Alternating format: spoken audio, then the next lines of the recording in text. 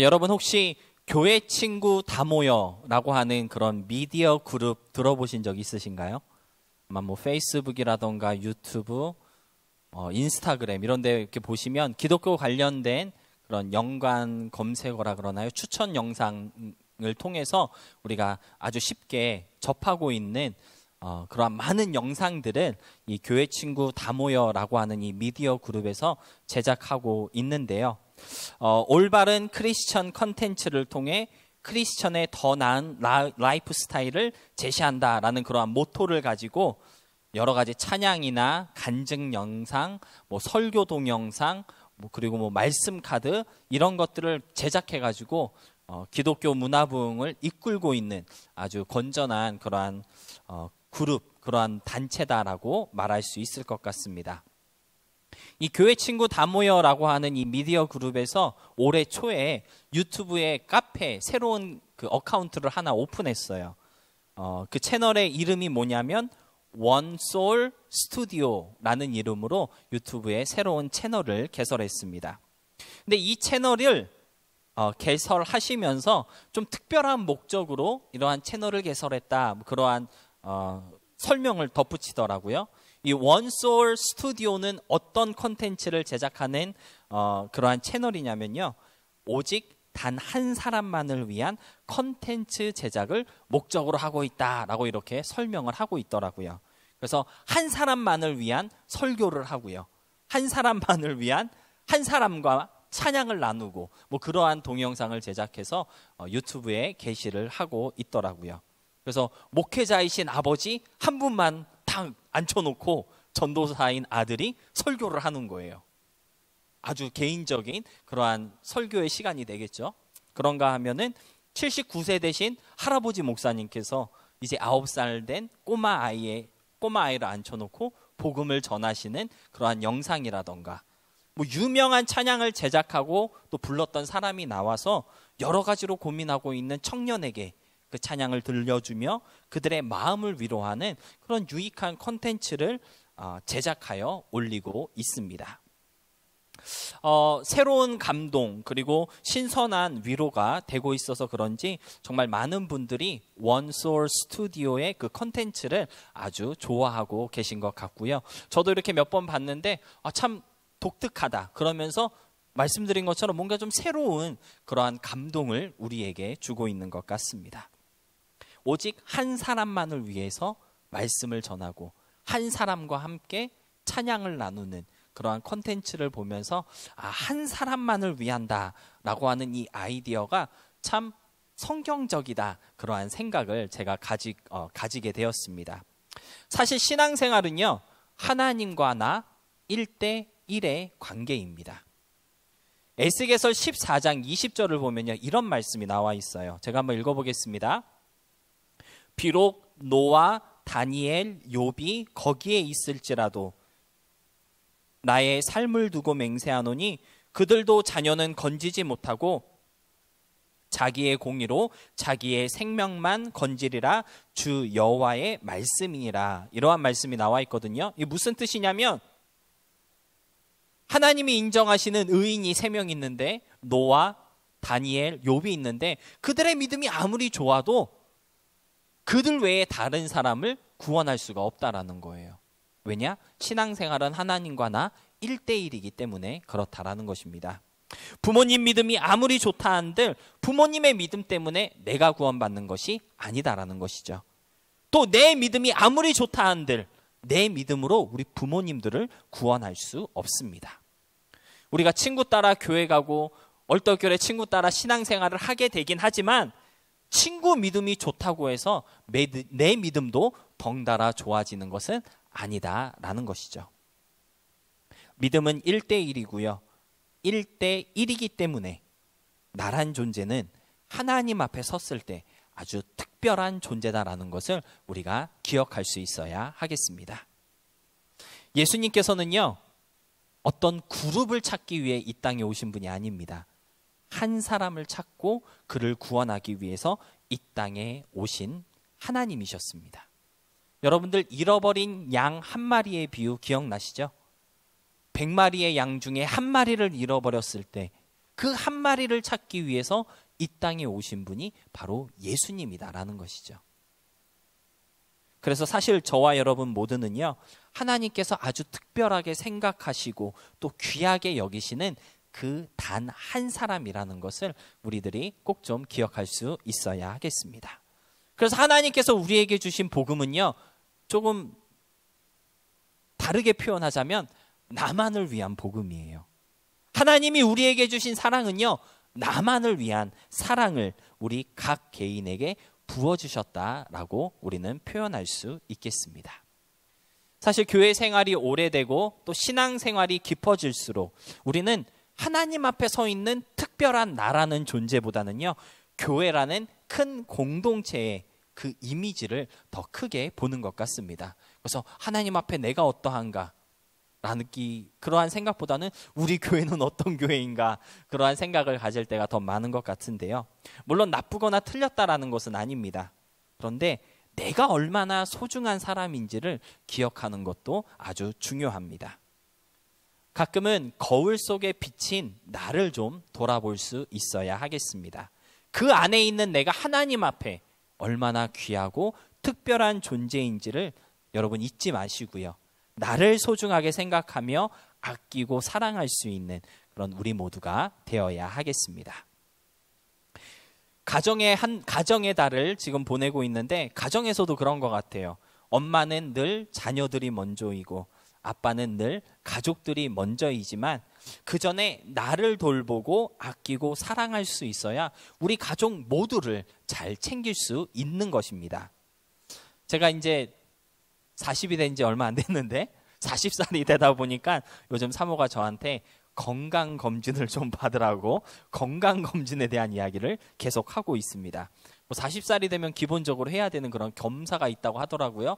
위내시경도 해야 되고 장검사도 해야 되고 뭐 이런 거를 올 여름에는 꼭 해야 돼, 이렇게 얘기를 해서 제가 그냥 알았어 그냥 이러고 말았는데, 속으로는 정말 귀찮게 왜 그런 걸 해야 되냐, 나 아직 건강한데, 이렇게 생각하고 있었거든요. 근데 여자들은 진짜 무서운 것 같아요. 표정만 보면 아나 봐요. 저를 딱 보더니, 가만히 이렇게 째려보더니 오빠를 위해서, 본인을 위해서 하는 것이 아니라 가족을 위해 하는 거다 생각하고 건강검진을 꼭 받으세요 라고 이렇게 얘기를 하더라고요. 재밌게도요, 나를 위해서 건강검진을 해야 한다라고 생각했을 때는 이게 되게 귀찮게 느껴졌거든요. 그런데 가족을 위해서 하라고 하니까 그럼 꼭 해야겠다라는 생각이 들더라고요. 물론 사모는 저를 걱정해서 저를 위해서 건강검진을 받으라고 얘기를 한 것인데, 저는 가족을 위해서라면 이런 생각을 먼저 하게 되더라라는 것이죠. 여러분들, 부모님들은요, 언제나 나보다는 가족이 먼저이고 우선일 때가 많습니다. 그런데 부모님들도 우리 자기 자신을 먼저 좀 돌아볼 수 있어야 가족 사랑도 행복한 그러한 사랑이 될 수가 있습니다. 기쁘고 즐거운 가정으로 화합되고 회복되기 위해서는요, 누가 먼저 행복해야 할까요? 내가 먼저 행복해야 돼요. 아빠인 내가, 엄마인 내가, 아들인 내가, 그 가정에서 행복해야 우리 가정을 행복하게 이끌 수가 있습니다. 그래서 나도 행복한 가정 되기, 이러한 마음으로 우리가 5월 한 달을 살아갈 수 있었으면 좋겠습니다. 아무튼 한 사람을 위한 컨텐츠, 하나님 앞에 서 있을 때 특별한 존재인 나, 그러한 것들을 묵상하면서 이렇게 한 주를 보내다 보니까 문득 그런 생각이 들었습니다. 우리 교회만을 위한 하나님의 말씀은 무엇일까? 우리 개인도 하나님 앞에 너무 소중하고 특별한 존재지만 우리 교회도 여러 교회들 가운데서 하나님 앞에 섰을 때 특별한 교회이지 않을까? 그렇다면 하나님께서 우리 교회만을 위해서 주시는 어떤 말씀이 있지 않을까? 그러한 생각을 하게 되었는데요. 더 나누는 교회만을 위해서 우리 교회만을 향한 하나님의 말씀이 무엇일까? 물론 성경 66권의 모든 말씀은 모두 다 우리를 위한 것이고요. 우리 교회를 향한 하나님의 음성입니다. 그런데 그 중에서도 만약 하나님께서 지금 이 시간에 우리 교회와 단둘이 대면하셔서 어떠한 말씀을 들려주신다면 하나님은 우리에게 어떤 말씀을 들려주실까? 그런 두근거리는 생각을 하게 되었는데요. 제가 교역자로서 사역을 하다 보니까 가끔 이 상담이라는 걸 할 때가 있습니다. 여럿이서 같이 모여서 상담을 할 때도 있고 특별히 1대1로 상담을 할 때도 있는데, 이 특별히 1대1로 앉아서 상담을 할 때는요, 제 머릿속에는 제가 이제까지 듣고 보고 읽고 체험한 모든 것들을 다 동원해서 내가 지금 1대1로 앉아있는 이 사람에게 어떠한 최고의 조언 또는 어떠한 최고의 위로를 해줄 수 있을까를 생각하느냐고 제 머리가 아주 복잡하게 돌아가기 시작합니다. 누군가와 1대1로 대면하고 있는 그 순간, 그 자리에서 가장 특별한 것을 나누어 주고 싶은 그러한 마음이 생기기 때문이죠. 마찬가지로 우리가 하나님과 대면해서 1대1로 앉아 있다면 하나님은 어떤 특별한 말씀을 우리와 나누고 싶어 하실까요? 하나님은 어떤 마음으로 무슨 말씀을 우리 더 나누는 교회에게 들려주실까? 이러한 생각으로 지난 한 주를 이렇게 살아오면서 오늘 본문 말씀을 만나게 되었습니다. 특별히 오늘 본문 12절 말씀이 저에게는 참 위로가 되었던 그러한 말씀인 것 같은데요. 본문 12절 말씀만 함께 보겠습니다. 예수께서 이르시되 와서 조반을 먹으라 하시니 제자들이 주님이신 줄 아는 고로 당신이 누구냐 감히 묻는 자가 없더라. 오늘 우리에게 특별히 들려주시는 하나님의 음성이 무엇일까요? 저는 와서 먹어라 라는 음성이 아닐까 그렇게 느끼게 되었습니다. 와서 조반을 먹어라. 여기서 말하는 조반은 아침밥을 말하는 거거든요. 와서 아침밥 먹자. 예수님께서 제자들에게 하신 이 말씀이 마치 저에게 하시는 말씀 같았고 우리 더 나누는 교회에게 하시는 말씀처럼 그렇게 다가왔습니다. 사실 와서 밥을 먹어라, 와서 밥 먹자, 같이 밥 먹자 이러한 표현에는요 정말 수많은 감정과 뜻이 담겨 있고요. 또 제자들을 향한 사랑과 위로, 어떤 포옹과 용서가 포함되어 있다라고 말할 수 있을 것 같습니다. 아마도 본문의 배경을 이해하고 계신 분들은 아침밥을 차려놓고 제자들을 부르신 예수님과 그리고 그런 예수님을 만나고 있는 제자들 사이가 지금 상당히 서먹서먹한 상태라는 것을 잘 이해하고 계실 겁니다. 오늘 본문의 상황의 그 배경은요 이런 거예요. 예수님께서 십자가에 달려 돌아가시기 전에 제자들에게 분명 알려주셨거든요. 내가 며칠 있으면 십자가에 달려 죽을 거야. 그리고 3일 만에 부활할 거야. 그러니까 너네 시험에 빠지지 않도록 깨어서 근신하며 기도하렴. 예수님께서 정말 수없이 가르쳐주시고 알려주셨는데 근데 이 제자들이 예수님의 십자가 앞에 다 예수님을 떠나버렸습니다. 특별히 오늘 본문에 등장하고 있는 베드로는요 예수님께서 너 다 3번 부인할 거야. 그러니까 깨어 있어야 돼. 정확하게 알려주시고 말씀하셨는데 아주 보기 좋게 3번을 부인하고 나는 저 사람 모릅니다. 저주하며 예수님을 배반했던 그러한 사람이었습니다. 그러한 상황 속에서 말씀대로 다시 살아나신 예수님을 지금 제자들이 만나고 있는 겁니다. 심지어 어떤 모습으로 만나고 있느냐면요. 예수님을 만나기 이전에 제자들의 직업이 뭐였죠? 어부였어요. 근데 지금 제자들이 뭐 하고 있어요? 물고기 잡고 있어요. 예수님 만나기 이전으로 완전히 뒤떨어지게 된 그러한 모습으로 지금 예수님을 만나고 있을 때 제자들의 마음이 어땠을까? 한번 좀 생각해 볼 수 있었으면 좋겠습니다. 특별히 베드로의 마음이 어땠을까? 우리가 한번 좀 생각해 봤으면 좋겠는데요. 예수님이 너 나 부인할지도 너 나 부인할 거야. 깨어 있어. 그랬는데 정말 보기 좋게 예수님을 3번이나 부인하고 예수님을 저주하며 그렇게 떠나갔던 베드로인데 그런 예수님이 딱 나타나서 이리 와 라고 했을 때 베드로의 마음이 어땠을까요? 분명 베드로는요 겁을 먹었을 것 같아요. 못난 놈, 예수님이 날 그렇게 혼내시겠지. 내가 그렇게 얘기했는데 너 왜 이 모양 이 꼴로 이러고 있어? 호통을 치실 거야. 쥐구멍이라도 있으면 숨고 싶을 정도로 아주 창피하고 죄송하고 면목이 없어서 어찌할지 몰라 하는 그러한 마음으로 지금 베드로는 예수님 앞에 서 있을 것이라고 우리가 가늠해 볼 수 있을 것 같습니다. 예수님한테 책망 들을까 봐 무서워하고 있는 그 베드로에게, 그런데 예수님은요 아무 말씀도 안 하시고 그냥 나지막한 목소리로 아침 먹자 이런 말씀을 들려주고 계신 것입니다. 여러분, 밥 먹자는 소리는요 모든 것을 감싸주시는 사랑의 제스처입니다. 여러분, 친한 사람들이 있으면 그렇잖아요. 우리 언제 밥 한 끼 먹읍시다. 걱정하고 아끼고 위하는 사람 있으면 뭘 먼저 물어봐요? 밥 먹었어? 이거 먼저 물어보잖아요.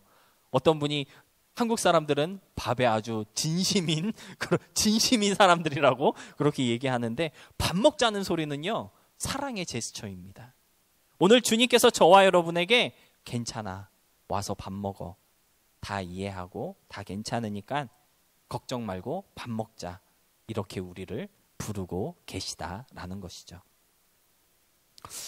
제가 설교를 준비하면서 제 어릴 적을 회상해 보았습니다. 어릴 적에 말썽 안 펴본 사람 없겠지만, 집에서 형제들과도 싸우고 밖에서 사고 치고 이런저런 모양으로 부모님의 속을 아프게 했던 경험 아마 하나 정도는 다 가지고 있을 것 같습니다. 지금도 그런 사람이 어쩌면 있을지도 몰라요. 우리 학생들과 청년들 가운데 그런 사람이 있을지도 모르지만, 재밌는 거는요, 보통 자녀들이 사고를 치면 이 아빠와 엄마의 반응이 조금 다릅니다. 자녀들이 사고를 치면 아빠는 뭐 하죠? 아주 좋은 몽둥이를 준비하십니다. 훈육에 들어가시기 위해서 몽둥이를 준비하시고, 또는 어떤 아버지는 때리시지는 않은데 잔소리로 아주 사람을 바짝 말리시는 그러한 스킬을 가지신 아버지들도 있으신데, 근데 엄마들은요 조금 다르신 것 같아요. 자녀가 사고를 치거나 또는 뭔가 이렇게 어떠한 상황에 빠져서 막 고민하고 있을 때 엄마들이 가장 먼저 물어보시는 게 뭔지 아세요? 그래서 밥은 먹었냐? 이거를 가장 먼저 물어보시는 것 같더라고요. 내가 저지른 잘못과 그로 인해 실망하실 부모님 생각에 집에도 못 들어가고 말도 못하는 그 와중에 엄마들은요, 밥은 먹었어? 이걸 제일 먼저 물어보십니다. 그래서 와서 밥 먹어라 라고 하는 부모님의 음성을 기억하시는 분들이 계시다면, 그 밥 먹어라는 그 소리가 얼마나 사랑스럽고 또 용서 가득한 말씀이셨는지를 잘 아실 겁니다. 이제 우리 청년들도 이제 대학을 졸업하고 사회 생활을 시작하게 돼서 독립해가지고 부모님과 따로 살게 되면 느끼실 테지만, 그때 가장 그리운 것이 뭔지 아세요? 엄마가 차려준 밥상입니다. 사랑과 정성을 다해 차려주시는 그 밥상. 밥 먹어! 라는 그 소리가 그렇게 그리워질 수밖에 없어요. 그리고 그것이 그리운 것은요, 나를 향한 모든 사랑과 관심과 용서가 밥 먹어! 라고 하는 그 말 한마디에 다 담겨 있기 때문에 그렇습니다. 한 조사에 따르면요, 누군가와 같이 밥을 먹는다라고 하는 것은 그 사람에게 관심이 있다는 증거라고 하더라고요. 밥상에 같이 앉아 있는 시간이 얼마나 되느냐를 통해 그 사람에 대한 관심도를 측정할 수 있다고 합니다. 그래서 여러분, 세계적으로 다 똑같아요. 남녀가 처음 만났을 때 가장 먼저 하는 게 뭐고 가장 많이 하는 게 뭡니까? 같이 밥 먹는 거예요. 처음에 선을 보거나 처음 데이트할 때 뭐 좋아하세요? 우리 이거 먹을까요? 죄송합니다. 그냥 드세요. 네, 이렇게 얘기하면서 처음 만나서 첫 데이트에 다들 밥 먹잖아요. 맞죠? 밥을 먹으면서 서로에 대한 그러한 호감도를 살피게 되는 것 같은데요. 여러분들 밥 먹을 때 엄마가 밥상만 차려주고 방으로 호딱 들어가시거나, 너는 밥 먹어라, 엄마는 거실에 앉아서 테레비나 볼게, 그런 엄마들이 있을 수도 있지만, 보통의 엄마들은 그렇게 안 하시고 밥상에 같이 앉으셔서 내가 밥 먹는 동안 말동무도 되어주시고, 부족한 것은 없나, 더 필요한 건 없니, 이렇게 물어봐 주시고 계속 챙겨주시죠. 그게 사랑의 표현이라고 그 조사에서 말을 하고 있더라고요. 그래서 우리가 그렇게 어머니의 밥상, 엄마의 밥상을 그리워하고 또 추억하게 되는 것 같습니다. 저는 사실 어머니가 차려주시는 밥상보다는 저희 누님이 차려주시는 밥상에 대한 그리움이 있어요. 제가 청소년기를 지날 때 좀 유별난 부분이 있었어요. 아무튼 좀 많이 까다롭고 까탈스러웠어요. 그래서 가족들과 함께 밥을 먹지 못했습니다. 그래서 저희 누님께서 제 밥상을 따로 챙겨주시고는 했는데 지금도 그렇지만 제가 밥을 아주 천천히 많이 먹는 편입니다. 그래서 고등학교 때에는 보통 밥 한 끼를 먹는데 1시간에서 한 1시간 반 정도를 밥을 먹었어요. 오랫동안 먹었죠. 건강에 좋습니다, 그게. 근데 저희 누님은요, 제 밥상을 차려주시고 제가 그렇게 천천히 밥을 다 먹는 동안 본인은 이렇게 티를 한 잔 탁 내리셔가지고 제 건너편에 앉아가지고 말동무도 해주시고 더 필요한 건 없는지 여러 가지로 챙겨주시곤 했는데 그게 바로 동생을 향한 사랑이었다라는 것이죠. 여러분, 밥 먹어라 라고 하는 음성은요, 사랑의 음성이고요, 아끼고 보듬어 주시는 말씀입니다. 오늘 하나님께서 저와 여러분에게, 특별히 우리 더 나누는 교회에게 와서 조반을 먹으라 라고 부르시는 것은요, 우리를 사랑하시기 때문입니다. 비록 우리 교회가 조금 연약하고 부족한 것이 많지만 여전히 하나님께서는 우리 교회를 사랑하고 계시다라는 것이죠. 여러분, 사실 교회 생활하면서 힘든 것이 한두 가지가 아니죠. 교회 모든 일들을 몇몇하지 않은 여러분들께서 다 감당하시고 있는데 이 귀찮은 일들을 그저 묵묵히 감당하시는 그러한 여러분 모두에게 주님은 수고가 많다, 내가 너를 기억한다, 이러한 위로로 오늘 주님의 상에 초대하고 계신 것입니다. 비록 우리를 직접적으로 부르시는 주님이 눈에 보이지는 않지만 와서 밥 먹어라 라고 부르시는 주님의 음성이 실질적으로 들리지는 않지만 오늘 이 자리가 밥 먹으라고 부르시는 어머니의 그 따뜻한 마음으로 우리를 초대하시고 또 우리를 위로하시는, 지쳐있는 우리의 마음과 영혼을 다독여 주시는 주님의 상이라는 것을 우리들이 좀 깨달을 수 있었으면 좋겠습니다. 사랑하는 여러분, 주님이 차려주시는 은혜의 밥상, 위로의 밥상, 사랑과 격려의 그 제스처를 좀 느끼실 수 있기를 축복합니다. 아무도 알아주지 않는 여러분의 그 모든 수고와 헌신, 하나님을 향한 마음과 믿음을 주님은 알고 계세요. 하나님은 그것을 아주 특별하게 여기고 계시고요. 그래서 여러분에게 하나님의 사랑을 아끼지 않고 계십니다. 하나님은 여러분들을 잃어버리지 않으셨습니다. 한 사람 한 사람을 아주 특별하고 소중한 존재로 여기고 계세요. 와서 조반을 먹으라, 우리를 부르시는 그 특별한 메시지를 듣고 우리 마음이 하나님의 사랑으로 인해 조금 더 따뜻해질 수 있기를 주님의 이름으로 축복합니다. 그런가 하면 와서 밥을 먹으라 라고 하는 이 말씀은요, 내가 너한테 할 말이 있다라는 뜻도 담겨 있습니다. 내가 너한테 할 말이 있으니까 이리 와봐, 이리 와서 좀 앉아라, 그러한 뜻도 담겨져 있다라는 것이죠.